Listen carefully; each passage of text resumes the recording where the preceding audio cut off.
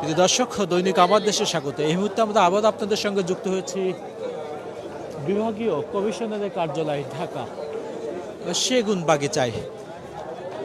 ঢাকা ৮ আসনের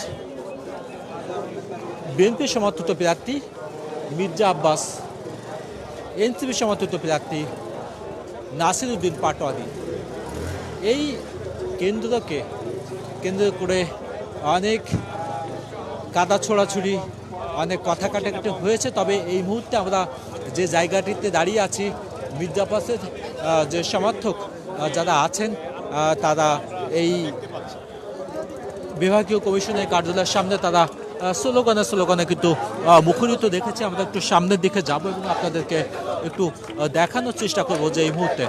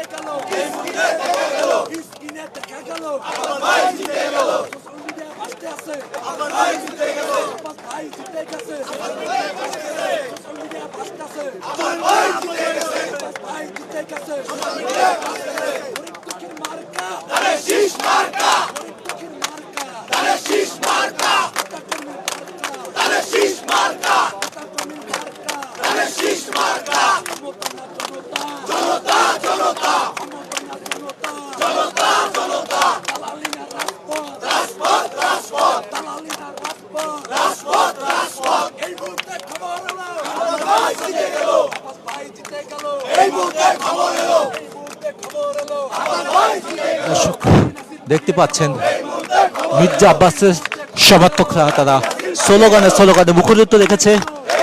এই বিভাগীয় কমিশনারের কার্যালয়ের সামনে তারা স্লোগানে কিন্তু মুখরিত রেখেছে।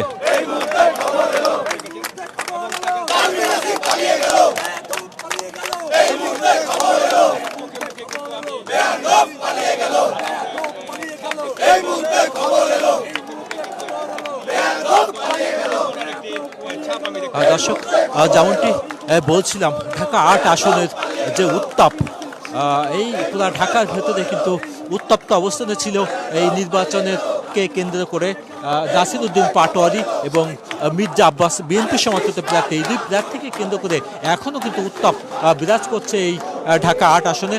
আমরা একটু কথা বলবো যারা এখানে আছেন তাদের সঙ্গে একটু আমরা আরেকটু কথা বলতে চাচ্ছি। এটি তো এই মুহূর্তে হওয়ার কথা না। আপনারা দেখেছেন এই যে বোর্ডে অলরেডি বিএনপির 129টি সিট অলরেডি ঘোষিত হয়েছে। তো আমাদের নেতার কেন এই বা ঘোষণাটা আসছে না, এটি আমরা অবশ্যই জবাব চাই, প্রশাসনের কাছে জবাব চাচ্ছি এবং প্রশাসনের এই অহেতুক কর্মকাণ্ডের জন্য তীব্র নিন্দাও জানাচ্ছি। আচ্ছা, আপনারা জানেন যে বিগত 17 বছরের যে ইলেকশন গিয়েছে 3টা, এই ইলেকশনগুলোতে কী ধরনের বিশৃঙ্খলা ছিল, কী ধরনের ভোট কারচুপি এবং কী ধরনের ভোটের স্টাইল ছিল। এই নির্বাচনে আপনারা নিজেরাই দেখেন তো উল্লেখযোগ্য কোনো ঝামেলা হয়েছে কিনা বা উল্লেখযোগ্য কোনো বিশৃঙ্খলা তৈরি হয়েছে কিনা। দুই একটি যদি হয়েও থাকে সেটি খুবই নগণ্য এবং সেটি খুবই অল্প। তো একটা বড় পরিসরে বাংলাদেশের একটা রাজনৈতিক প্রেক্ষাপটে এটি স্বাভাবিক ব্যাপার, দুই একটি ঝামেলা হতেই পারে। আব্বাসের যে প্রতিদ্বন্দ্বী নাসিরউদ্দিন পাটোয়ারি, তাকে অবরুদ্ধ করা হয়েছিল, সেখানে আসলে কি হয়েছিল আসলে? এটি আমার কাছে মনে হচ্ছে একটি নাটক। কারণ আপনারা কয়েকদিন আগেই দেখেছেন একটা কলেজ ইউনিভার্সিটির একটা পিঠা উৎসবের ক্ষেত্রে ওখানে উনি অতিথি ছিলেন কিনা আমি জানি না, বাট উনি ওখানে গিয়েছে, কিছু কতিপয় হয়তো বা অপরিচিত বা পরিচিত আমি জানি না তারা কারা, তাকে তারা ডিম মেরেছে এবং আমরা পরে জানতে পারলাম যে তারা আহত, রক্তাক্ত এবং পঙ্গু বা এরকম ব্যান্ডেজ, পঙ্গুত্ব বরণ, মানে বিভিন্ন নাটকীয় টাইপের একটা আচরণ। এই জিনিসগুলো কিন্তু স্বাভাবিকভাবেই বোঝা যায়। আজকে দেখেন যে এমন একজন নেতার সে প্রতিদ্বন্দ্বী হয়েছে, এটা তো আমি মনে করি তার গর্বের বিষয়। কিন্তু তার তো নোংরামি করার দরকার ছিল না, তার নোংরামি করার কোনো কারণও নাই। সে তার নির্বাচনী প্রচারণা করবে, এটা স্বাভাবিক ব্যাপার। আর আমার কথা হচ্ছে হলো গিয়া তার ভোটের ব্যবধানের যেই তফাৎটা দেখাচ্ছে এই প্রশাসন, এটা নিয়ে আমরা একটু সন্দেহ। আমরা মনে করি যে এটা আসলেই ক্লিয়ার না। আমার মানে নিজের বাস্তবতার যেটা মনে করি যে এটি পুনরায় এটি গণনা করা উচিত। দরকার হলে অবশ্যই আমার প্রিয় নেতাকে অনুরোধ করব যাতে এটি করে। আপনারা কি আশা করছেন এর থেকে বেশি ভোটে জনাব মির্জা আব্বাস তিনি জয়লাভ করবেন? অবশ্যই উনি এই অঞ্চলের প্রিয় ব্যক্তি। ইনি এই অঞ্চলের বা কি না করেছেন এবং উন্নয়নের দিক থেকে যেভাবেই বলেন, স্বাস্থ্যখাত বলেন, শিক্ষা সেক্টর বলেন, তারপরে আপনি বা খেলাধুলার কথা বলেন, তারপরে আপনি বা সামাজিক এবং ধার্মিক যেই সেক্টরে যান ওনার অবদানের শেষ নেই। এবং আমি যতটুকু জানি যে ওনার মাধ্যমে বাংলাদেশে অনেক বেকার ছেলে মেয়েদের কর্মসংস্থানের ব্যবস্থা হয়েছে। আপনারা একটু ইনকোয়ারি করলেই জানতে পারবেন। একটা মানুষকে আপনি দোষারোপ করবেন কোনো ভিত্তি ছাড়া, কোনো গ্রহণযোগ্য তথ্য ছাড়া, এটি অবশ্যই কাম্য না। এটি আমার নিজের ব্যক্তিগত মতামত যে আমার নিজের মৌলিক অধিকার নষ্ট হয়। তো আমি চাই না যে আপনি আপনাদের মাধ্যমে যাতে বাংলাদেশের সকল নাগরিক যার যার মৌলিক অধিকার জানে সে ফিরে পায়। এবং আমরা এই 17 বছর যে কষ্টটা করেছি আজকের এই গণতন্ত্র প্রতিষ্ঠা করার জন্যই তো করেছি। আমাদের প্রিয় নেত্রী, বাংলাদেশের আপসীন নেত্রী, তিনবারের সাবেক প্রধানমন্ত্রী দেশনেত্রী বেগম খালেদা জিয়া এই অত্যাচারগুলো কেন ভোগ করেছেন? এটি একমাত্র গণতন্ত্র প্রতিষ্ঠা করার জন্যই।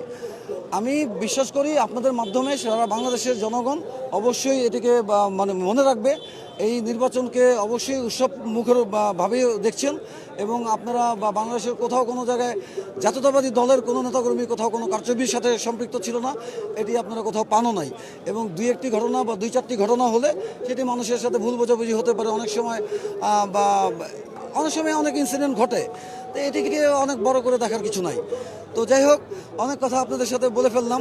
আমি শফিকুল হাসান রতন, জাতীয়তাবাদী সামাজিক সাংস্কৃতিক সংস্থা জাসাস ঢাকা মহানগর দক্ষিণের সদস্য হিসেবে আপনাদের সকলকে ধন্যবাদ জানিয়ে আমি আমার বক্তব্য শেষ করছি। ওকে দর্শক, আমরা শুনছিলাম, আমরা কথা বলছিলাম এই ঢাকা ৮ আসনকে নিয়ে যে জল্পনা কল্পনা, এবং এখনও পর্যন্ত কিন্তু এই ঢাকা ৮ আসনের যে উত্তেজনা সেটি কিন্তু এখনও চলমান।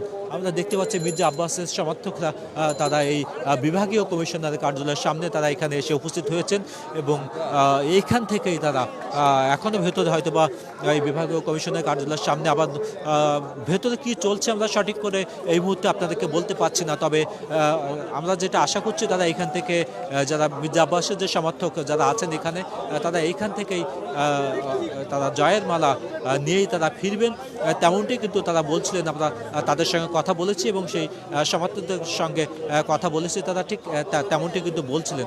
এই মুহূর্তে আমরা যদি এই জায়গার পরিস্থিতি দেখতে পাচ্ছেন অনেক সমর্থক তারা এখানে আছেন এবং হয়তোবা দুইটি পক্ষ ভেতরে বিভাগীয় কমিশনের কার্যালয়ের ভেতরে তারা নতুন করে ভোট যদি কোনো গণনার যদি কোনো সমস্যা হয়ে থাকে সেটি হয়তোবা তারা এখানে দেখবেন।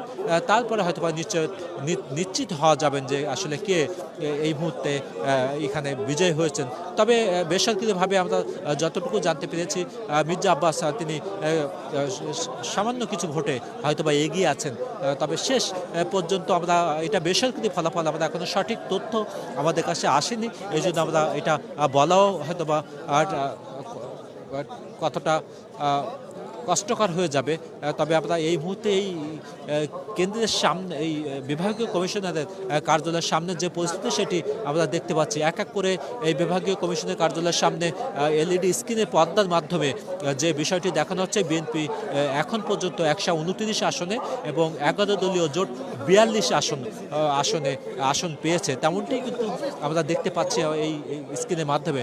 অসংখ্য মানুষ কিন্তু এই বিভাগীয় কমিশনের কার্যালয়ের সামনে তারা আছেন এবং তারা এখান থেকে এই ভোটের ফলাফল দেখার যে অধীর অপেক্ষা সেটা কিন্তু আমরা যদি বিভাগীয় কমিশনের কার্যালয়ের সামনে দেখাই তাহলে দেখতে পাচ্ছেন সেনাবাহিনী এবং সেনাবাহিনীর টহল জোরদার করা হয়েছে এবং একই সঙ্গে নিরাপত্তা বলয় কিন্তু জোরদার করা হয়েছে ভেতরে।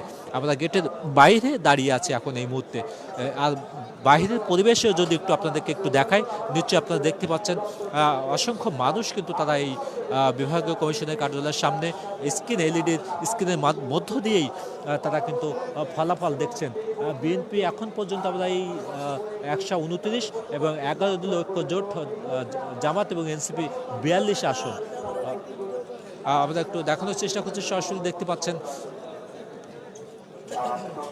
এবং এই বিভাগীয় কমিশনের কার্যালয়ের সামনে থেকে মাইকিং করে করে তারা যে তথ্যগুলো পাচ্ছে, যেই বাংলাদেশের বিভিন্ন আসন থেকে আসা যে তথ্য সেগুলো কিন্তু তারা মাইকিং করে প্রচার করছেন। দর্শক, এই ছিল আমাদের কাছে ঢাকা 8 আসন তথা ঢাকা বিভাগীয় কমিশনের কার্যালয়ের সামনে থেকে সর্বশেষ তথ্য। আমরা আবারও যুক্ত হব অন্য কোনো খবর নেই। এতক্ষণ আমাদের সঙ্গে থাকার জন্য অসংখ্য ধন্যবাদ। আল্লাহ হাফেজ। প্রার্থী জিতে যাচ্ছে, আরেকবার এলপিপির প্রার্থী মতামত দিতে যাচ্ছে।